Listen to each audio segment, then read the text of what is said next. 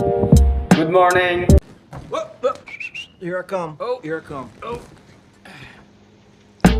Alam mo, hindi instant ang success sa MLM. O sa kahit na anong negosyo, kailangan mo ng pasensya at matinding determinasyon. Hindi mo kasi makukuha yung resulta kung sumusuko ka agad sa unang hirap pa lang. Tandaan mo, kahit maliit ang proseso mo, araw-araw, basta consistent mo siyang ginagawa, yan ang magdadala sa ipapuntang tagumpay. Marami nagsimula sa MLM, pero konti lang ang nagtiis hanggang matapos yung hirap nila sa umpisa.